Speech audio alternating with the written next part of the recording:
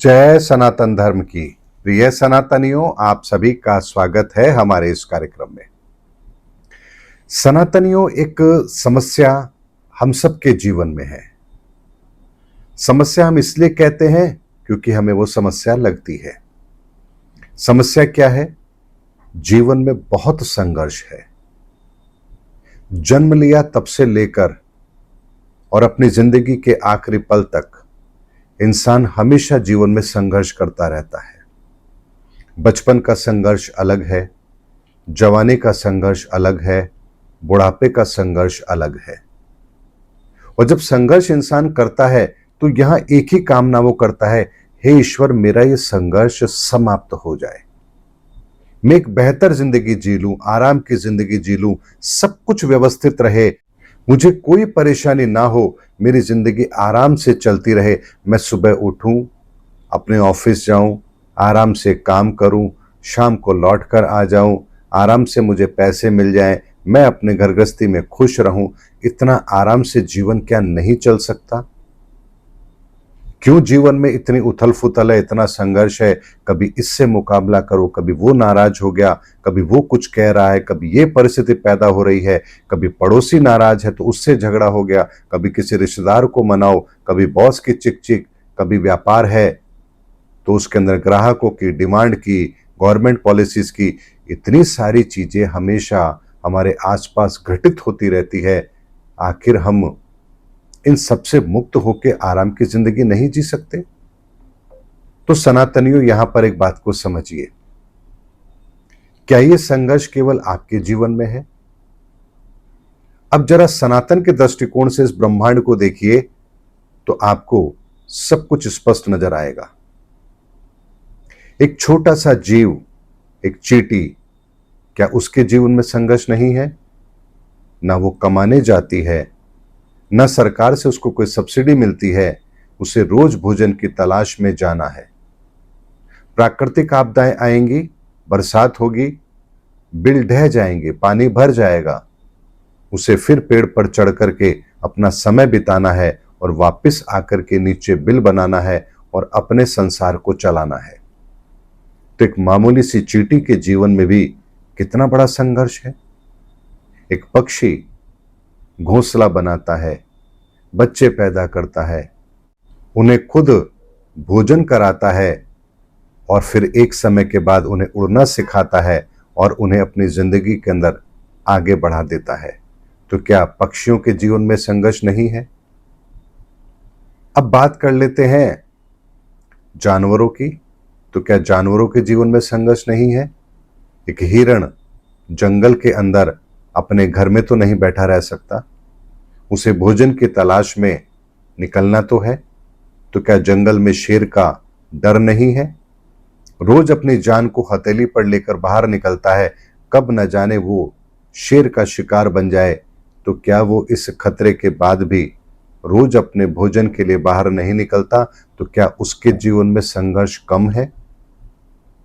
सनातनियों, जब एक छोटे से जीव के जीवन में भी अस्तित्व का संकट है, आप सोचिए इतना बड़ा संकट तो हमारे जीवन में नहीं है। क्या आपको हर साल या हर मौसम के अंदर अपना आशियाना छोड़कर कहीं और जाना पड़ता है, फिर वापस से हर साल आपको अपना आशियाना बनाना पड़ता है? क्या ऐसी परिस्थिति आपके साथ है? क्या आप भोजन के लिए, अपनी रोजमर्रा की जरूरतों के लिए आप जब निकलते हैं, आपकी जिंदगी भी संकट में है, आपके प्राण संकट में है, क्या ऐसी परिस्थिति आपके जीवन में है? तो इससे भी भयानक परिस्थिति तो जानवरों के जीवन में है, पक्षियों के जीवन में है, जीवों के जीवन में है। तो सनातन, एक बात को जरा गंभीरता से समझिए, फिर आपका जीवन सुखद कैसे हो सकता है? जो बाकी के जीव हैं, वहां चार तत्व इस ब्रह्मांड के विद्यमान हैं। तो जब चार तत्वों के साथ उनके जीवन में यह संघर्ष चल रहा है, तो सोचिए, आप तो पंच तत्वों से मिलकर बने हैं, एक तत्व तो आपके पास ज्यादा है। तो जब पंच तत्वों से मिलकर के आप बने हैं तो आपके जीवन का संघर्ष तो फिर उसी लेवल का होगा। तो ऐसे में हमारे जीवन का संघर्ष अगर बड़ा है तो ईश्वर ने हमें अपने जीवन के संघर्ष से बाहर निकलने का रास्ता भी दिया है। अगर मौसम की मार है तो हमें पक्के घर बना करके उसमें रहने की व्यवस्था दी है। अगर हमें अकेले को कुछ डर है तो उस डर से बाहर निकलने के लिए हमें सामाजिक व्यवस्था दी है। अगर समाज के अंदर कुछ गलत हो रहा है तो न्यायिक व्यवस्था हमारे साथ है। यानी हमने अपने आप को इतने बेहतर तरीके से व्यवस्थित किया है ताकि हम आने वाली किसी भी समस्या का समाधान बेहतर तरीके से निकाल सकें।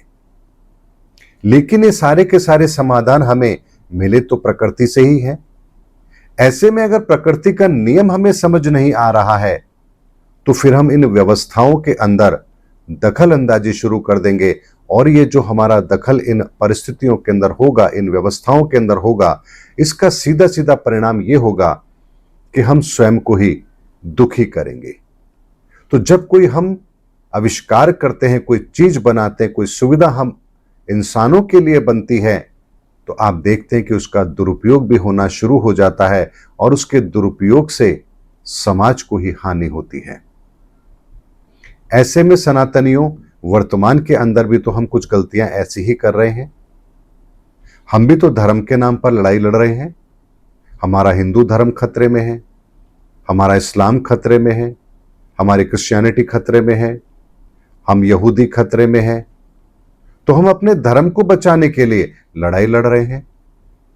तो सनातन का विज्ञान, सनातन का नियम तो हमें पता ही नहीं है कि हमें बचाना क्या है, खतरे में क्या है।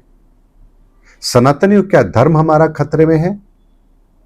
अगर धर्म खतरे में होगा तो फिर तो ये पूरी धरती ही खतरे में होगी, क्योंकि ये धरती तो धर्म पर टिकी है, क्योंकि ये ब्रह्मांड तो धर्म के नियमों पर चलता है।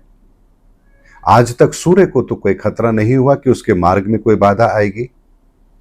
चंद्रमा के मार्ग में कभी कोई बाधा नहीं आई। प्रकृति के नियमों के अंदर कभी कोई बाधा नहीं आई कि इस बार कोई ऐसा कारण बना कि बारिश 4 महीने लेट आ रही है। इस बार कुछ ऐसा हुआ कि सर्दी जो है वो मार्च से पड़ना शुरू हो रही है। यानी प्रकृति का कोई भी नियम, उसके अंदर कोई विलंब तो है नहीं। तो फिर हमारी परिस्थितियों के अंदर ही इतनी उथल फुथल क्यों होती है? क्योंकि सनातनियों, हमें लगता है हम धर्म को बचाएंगे, जबकि वास्तविकता यह है धर्म हमारी रक्षा करता है। जब धर्म हमारी रक्षा करता है तो फिर हमारी रक्षा हो क्यों नहीं रही? क्योंकि धर्म जिन सिद्धांतों को हमारे जीवन में शामिल करवाता है उसे हम कहते हैं संस्कार। तो हमें रक्षा अपने संस्कारों की करनी है, धर्म की नहीं करनी है। धर्म तो सुरक्षित था, है और रहेगा। खतरे में हमारी संस्कृति है और हमें अपनी संस्कृति को ही बचाना है। जब बात आती कि संस्कृति को बचाना है, तब क्या करें? तब सनातनियों, यहां पर परिस्थिति दूसरी बनती है।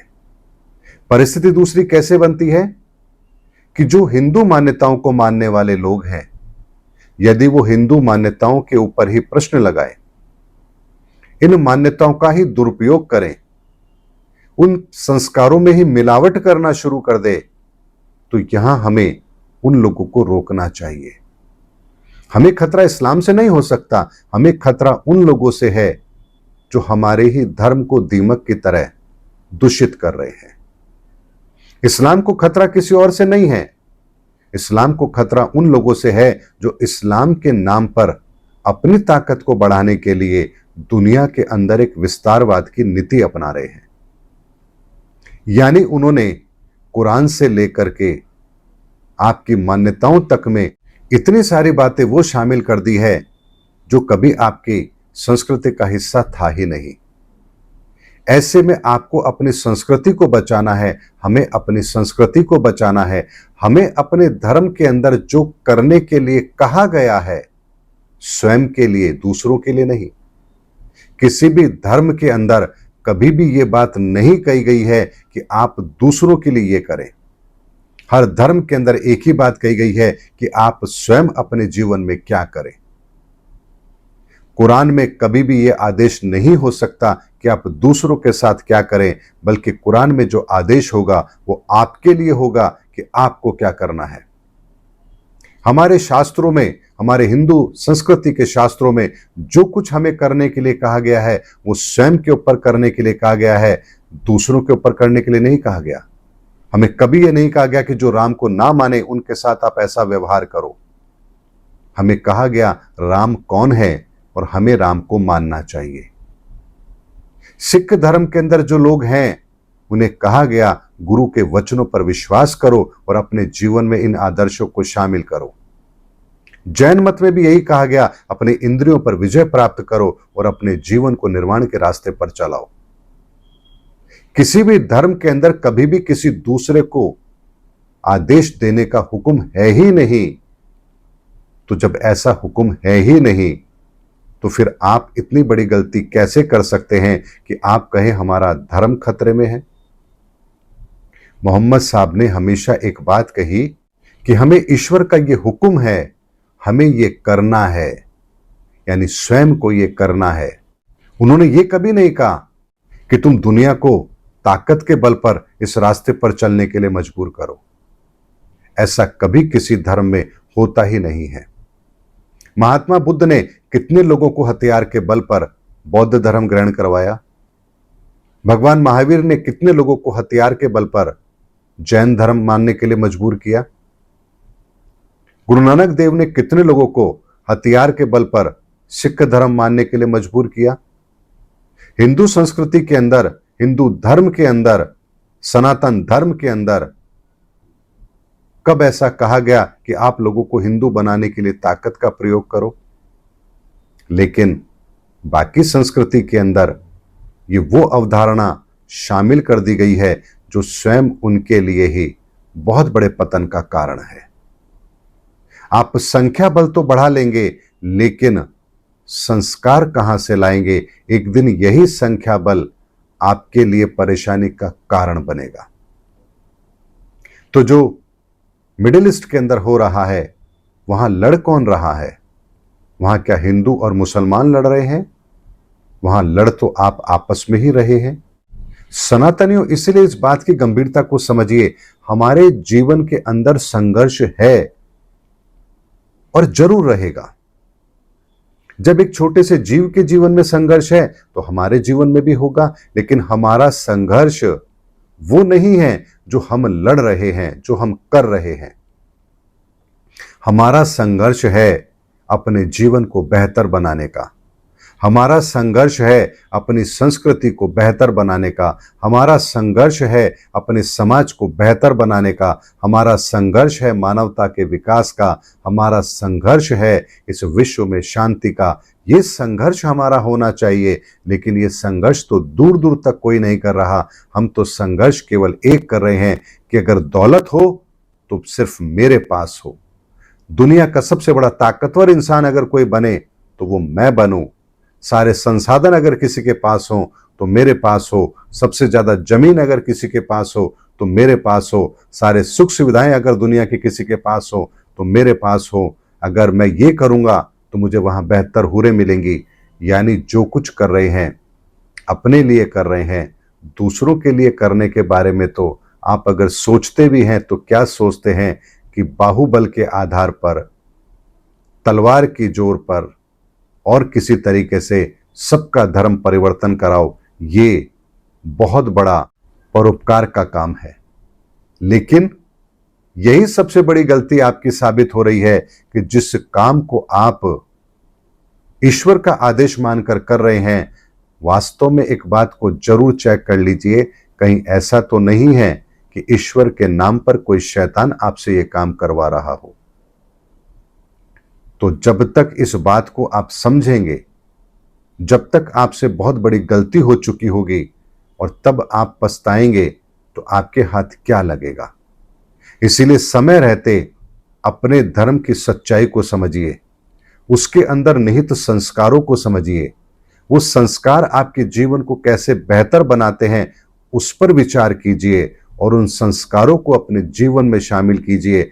तब आप एक श्रेष्ठ मानव कहलाएंगे। और जब आप श्रेष्ठ मानव कहलाएंगे तभी आप वास्तव में धर्मात्मा बनेंगे।